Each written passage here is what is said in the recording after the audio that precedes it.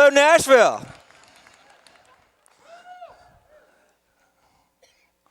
I am here to talk to you about why the Backroom deal is dead.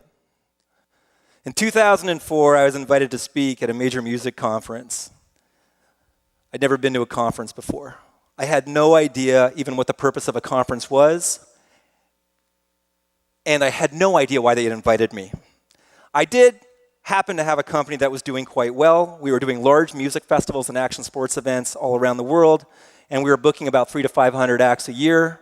But this was a conversation about the recorded music business.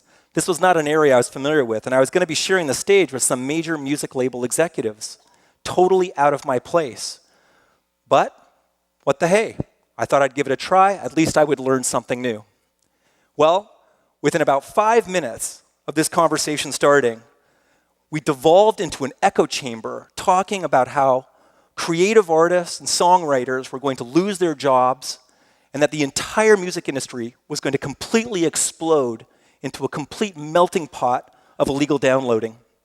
But these guys had a very simplistic solution, which essentially was to improve the moral character of young people by education or litigation. I had a little bit of a problem with this. I completely disagreed with the foundation of their position. In my opinion, we had a different situation. We were dealing with a digital revolution, and the horse had already run out of the barn, and the barn was burning down to the ground, and these guys are trying to put a lock on the door. I could see where they were going, but I think my problem with it was that they had just simply simplified things down a little bit too much. So I wanted to talk about this idea that technological disruption, not even a word yet, was about to manifest, and that the traditional stakeholders of the music industry were about to lose their lunch. High profitability was going to shift, and there was going to be a whole new game in play. The moderator came around to me at one point, and I admit I was a little anxious. I didn't know what to say. But you know what? They'd invited me there. They gave me an opinion. I thought, enrich the debate. Tell them the truth. So I shared with them what I shared with you. And I was booed off the stage. Whew, gone. Shortly thereafter, after I got over my humiliation, a group of music publishers approached me to console me. But more importantly, they wanted to talk about the fact that they saw some deeper underlying issues. And they felt that a couple of companies were managing the public agenda and blocking stuff. I started to think about this. The people weren't the problem. Everybody in the room cared deeply around music. The issue at hand here was that these guys had taken probably what was a very complex issue and they had tried to simplify it down to something very simple. I have no problem with simple things. In fact, I constantly look for elegant solutions in my work, but there's a big difference between simple and simplicity. And in this case, these guys had simplified the idea down that a bunch of pirates were stealing their music when in fact a whole new tech-savvy generation was coming along, and these people were more interested in accessing music instead of owning it, and they had voted with their keyboards.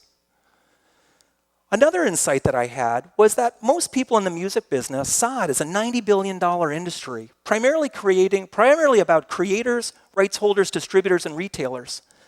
I wanted to imagine a $1 trillion industry, internet service providers, telcos, carriers, device manufacturers. We hadn't even had smartphones yet.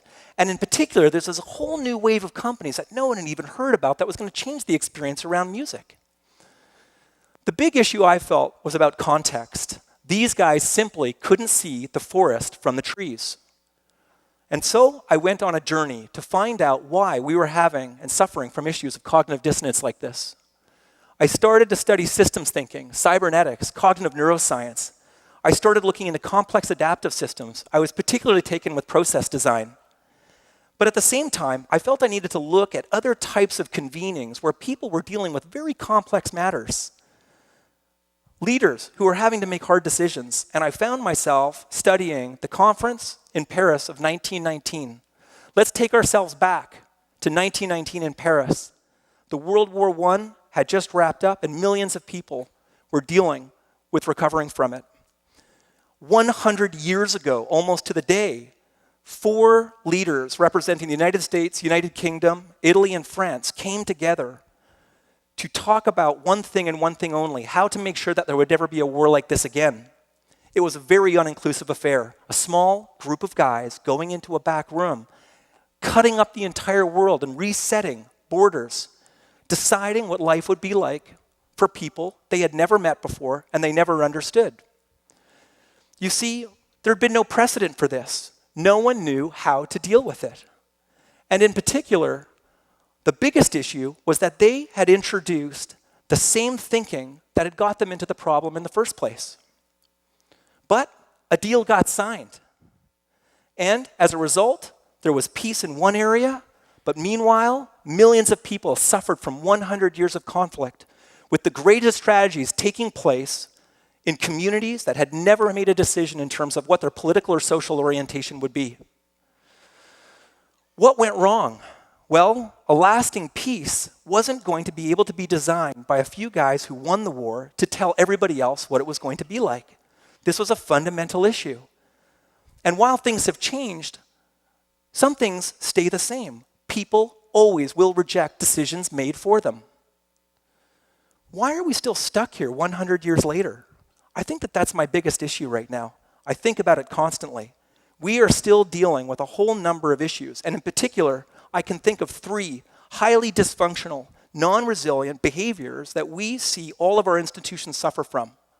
First, we are addicted to reducing complex matters down to single-issue problems. Secondly, too few stakeholders are involved in making complex decisions on behalf of other people. And 3, existing rules, practices, and processes are suffocating our capacity to take risks on new innovations and emerging. We are essentially blocking our capacity to step forward.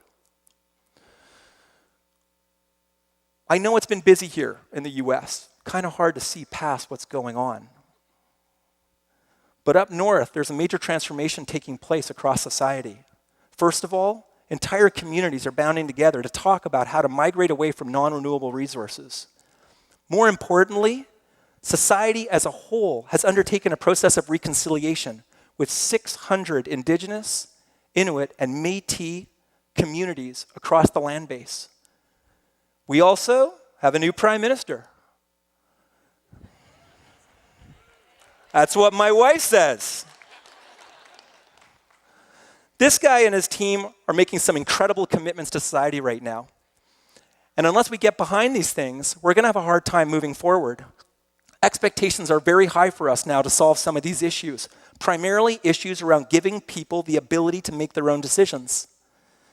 But the stakes are high, and if we don't get this right, we could suffer a lot. So there's a lot of talk about where this goes. I want to take you to November of 2014, 10 years after my epic conference experience. Things had changed for me.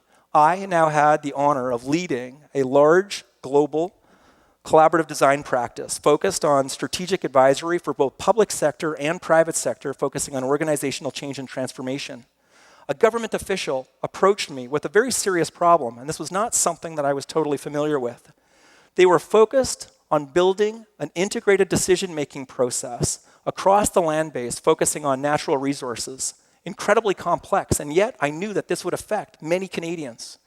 In particular, land-based decision-making has negatively impacted Indigenous communities across our country for hundreds of years. So we decided to look into this. I want to share, though, a couple of statistics so we're basically clear on the context a little bit, because you might not be aware of this. Right now, Indigenous graduation rates are sitting at 36% as compared to 72%, which is the Canadian average. At the same time, 4% of the population is Indigenous, 25% of the Indigenous population is in the inmates in jail. Similar things. At the same time, young Indigenous children die at 4 times more often from unintended injuries than the average community member in Canada. And one of the biggest issues that we face right now is that the fact that this population, since 2006, has grown by 43%, 400 times faster than any other community. So we acknowledge that something has to change. So as a result of this request, we decided to do some investigations. We wanted to see what negotiating processes looked like at this point. So we investigated. We were alarmed by the details and the statistics. In one region alone, over 700 negotiations were taking place on the land base involving 200 indigenous groups. With the calculations that we made, it would take 400 years to deal with this backlog, with the current processes that we're using. Something needed to fundamentally change. So we decided to look at this problem a little bit more closely. Before I take this further, though, I think I want to share a couple of points around collaborative design.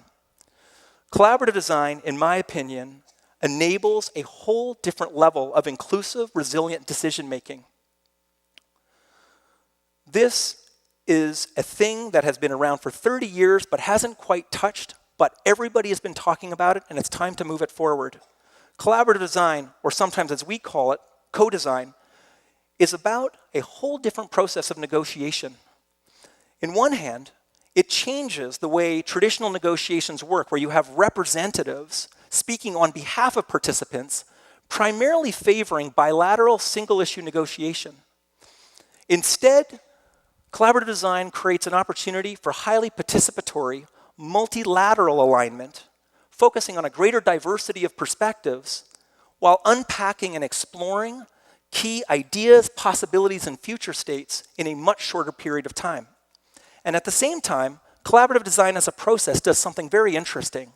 You're able to design processes without precedent and without use cases. So think about it. Collaborative design is a design process that allows groups to design their own process. Well, I can tell you, government was rather uncomfortable with this idea. It's not something they're familiar with. Nonetheless, we felt that we should proceed with this. So we undertook a process of beginning to integrate collaborative design process throughout a number of pilots that we were going to engage with between government and indigenous people across the country. This led us into our first major design event. In 2015 in July, we sat down for our first time with an indigenous set of elders and government representatives. One government representative who knew us well put our design process forward as 21st century bleeding edge social technology, never been done before. We were a little uncomfortable with this moniker. On the one hand, yes, we were future focused, but a huge part of our work had been scanning 10,000 years across the past, across civilizations, to better understand some of the things that we had potentially unlearned. It was time for me to describe this approach to the elders. I walked them through something quite different. I talked about the fact that this would be more than just negotiators, that we would have political leaders, policymakers, managers, elders, youth, even conservation officers in the room. And the opportunity would to be under one roof is to share stories, no matter how painful, to share our missteps, no matter how embarrassing, and to talk about this stuff with a little bit of humor. She took a moment after I finished and then quietly observed that this wasn't a new way of working. This, in fact, was a very old way of working that predated most Western political and legal practices. This was something that could potentially bring communities together. She saw the circular, organic nature of our conversations as being something special, something that could align us, something that could create the most important foundation to ongoing shared decision-making across the land base, this idea of trust. At the same time, we were focused on some other projects. A year later, we were doing a multi-day collaborative design event between another indigenous group and government. This brought to me a really important insight. You see, at the time, indigenous people very justifiably can accuse more recent settlers of constantly painting them with the same brush. And yet there are 600 different indigenous First Nations with over 60 languages spoken in Canada alone. What I found interesting when I zeroed down to it is I started to recognize that there was another issue at hand here. They were too making generalizations. They saw government as one big machine conspiring against them. But in a small group gathering, an elder speaking to a group of officials, these officials spent time explaining the arduous nature of their work, the difficulty it was in making decisions, and how rarely they even got to talk to each other. And I remember the elder chuckling and turning to one of the leaders, saying, "Wow, so much friction. Your job really sucks." What they didn't realize is that being a public servant working on these issues brings no glory, brings no money and no celebrity status. People don't take jobs like this because they're going to get to a place in a promotional level. They do this because they genuinely care about this work. They want this to happen. They do take care of people. In the third instance, I want to share one story with you. A chief that I met several months later after that last experience observed to me that he had observed his father negotiating on behalf of their community lands and right titles that they thought were going to wrap up in 3 years. 25 years later, this chief was still working on the same negotiation, and it pained him greatly to think that his daughters and his sons might be here 25 years from now trying to work on the same negotiation. As a father, as a son, as a husband, and as a citizen, I was deeply affected by these stories. When I was asked to speak here, I was very excited to share my passion about collaborative design. I believe that this is a new way forward. There is a future in this. I believe that collaborative design will lead to collaborative decision-making, and this is fundamentally important. I was enabled by people in my own community to step up because I thought that I would be too scared to actually come here. Why? Because I feel like I'm trespassing into a place where many amazing people have dedicated their entire lives to solving these problems. But at the same time, we need to introduce new ideas. We need to express our thoughts and define our failures and share them amongst each other.